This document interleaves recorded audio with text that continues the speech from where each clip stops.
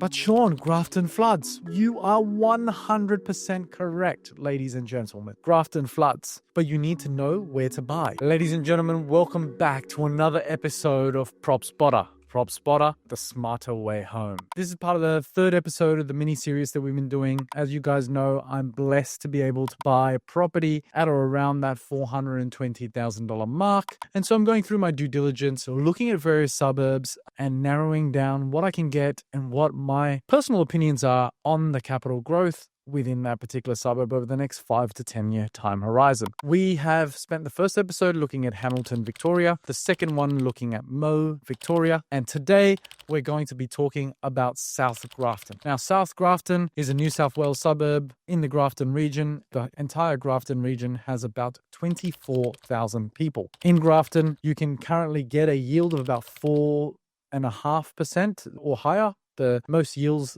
are sitting at about 4.8%, and you can get a house on a greater than 1,000 square meter block. Now, the interesting thing, and many people come to me and say, but Sean, Grafton floods. You are 100% correct, ladies and gentlemen. Grafton floods, but you need to know where to buy. So there are properties available in South Grafton that are the same price, maybe a little more, maybe a little less, depending on how hard you look, that do not flood at all. Specifically, parts of South Grafton below the public school do not flood at all. The second thing people will tell me is, but Sean, Grafton's got a high public housing ratio. Well, to that I say true, but not true. In South Grafton, the total public housing in the region is sitting at 8%. The major pockets are at the south end of South Grafton near Armadale Drive, Maxwell Avenue, and Bed Street. Though it isn't crazy. We're not seeing 50% housing commission rates in those pockets. We're seeing 20, 25, 30%. Mainly in between that Cemetery and Gilwinga Public School at the bottom, just off Armadale Drive. Most other pockets of South Grafton are generally okay, and the majority are actually at 0%. Now, houses in South Grafton,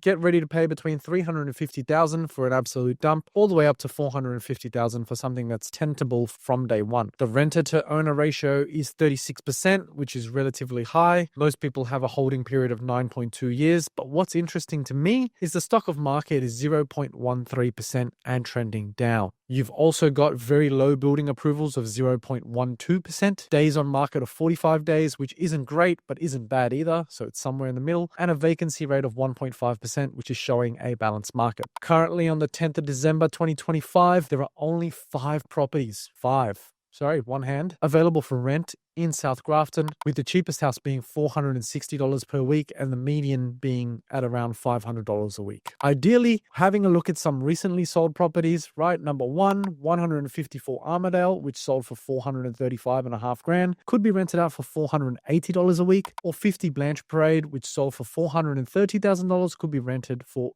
$460 per week. Now, those are both very strong yield contenders, and given the stock on market and the first home buyer scheme, Grafton looks like it could have a bit of a run. There's a lot to think about in sort of my journey and where we go to next. So the plan here is to think about it over the weekend, let it linger, let it sit, maybe do a little bit more further research, and hopefully in the coming week, I'll be able to come to you with the suburb selection, the final choice we've made, and begin the hunt to look at properties, both on market and off market within the area. So stay tuned, enjoy your weekend, and I'll look forward to chatting to you next week. If you're interested about property, or you're interested about just talking about property, feel free to reach out and book an obligation-free call at propspotter.com.au.